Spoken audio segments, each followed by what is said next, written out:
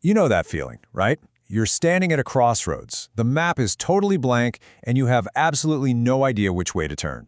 That feeling of uncertainty, it can be just paralyzing. So today, we're going to talk about how to find our footing when the ground beneath us feels, well, pretty shaky. Let's dive in.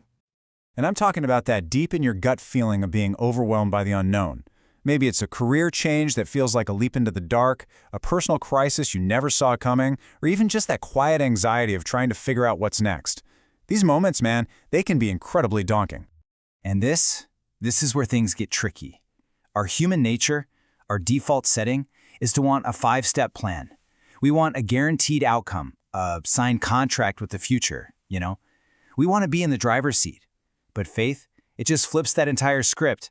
It asks us to trust the journey, even when we can't see the destination.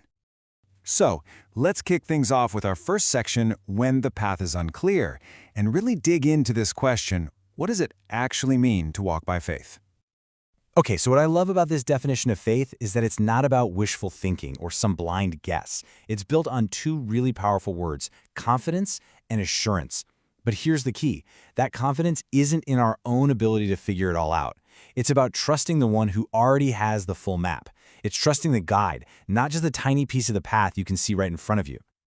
Now, to make this whole idea really concrete, let's jump into section 2 and look at a timeless example of someone who walked this exact path.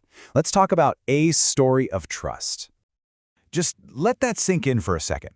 Abraham was told to leave everything he knew, his home, his family, his entire comfort zone, with no GPS, no final address, not even a picture of where he was headed. And he just went. I mean, that is such a radical picture of what trust in action really looks like. So how in the world did he do it?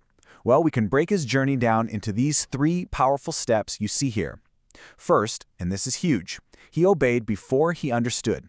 Second, he held on tight to God's promise of a future, even when his current situation looked totally hopeless.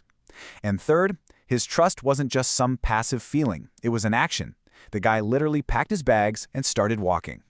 Abraham's story is incredible, for sure, but how does that translate to our lives today, when we're the ones staring at that blank map? Well, that's what Section 3 is all about, your faith-filled playbook.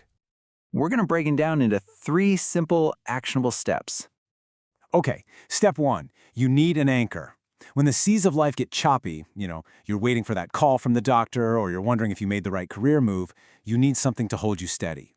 Scripture is packed with promises that act as that anchor. Verses like Jeremiah 29:11, talking about plans for hope and a future, they aren't just nice words. They're foundational truths to grab onto when doubt starts creeping in. Second, and this one is tough for most of us, practice patience. Notice how this verse connects waiting with being strong and taking heart? Waiting isn't passive or weak. It's an active, courageous choice to trust in a timeline that isn't our own. It's resisting that frantic urge we all get to just force a door open or make a decision out of fear simply because the silence feels uncomfortable. And finally, step 3 is to surrender. And let's be clear, this doesn't mean giving up. It means giving over. It's the conscious act of releasing your white-knuckle grip on all of the fears and all the what-ifs. What if I fail? What if I get hurt? What if this never works out? And just handing them over to God. And like we're told in Philippians 4, when we do this, a peace that doesn't even make sense can guard our hearts and minds.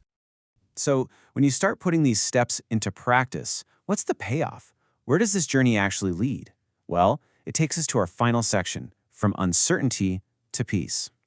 And this slide just lays it all out so perfectly, doesn't it? It shows the 2 paths available to us. On the left, you've got living in fear, which leads to this cycle of anxiety, rushed decisions, and just feeling totally overwhelmed. But on the right, choosing to walk by faith, well, that transforms the exact same situation into one of peace, patience, and incredible spiritual growth. It's a choice between 2 completely different ways of navigating the same storm. And this, right here, is the ultimate takeaway. Life is always going to have uncertain chapters. We can't escape them. So the goal isn't a life free from questions. The real goal is a life where right in the middle of those questions we learn to see and experience God's constant presence and faithfulness. The uncertainty itself actually becomes the very arena where our faith gets to grow stronger. So I'll leave you with this question to think about. Take a look at your own life, at the path ahead that seems unclear. What is the one fear, the one decision, the one what if that you can choose to surrender today, and start walking by faith instead of by sight.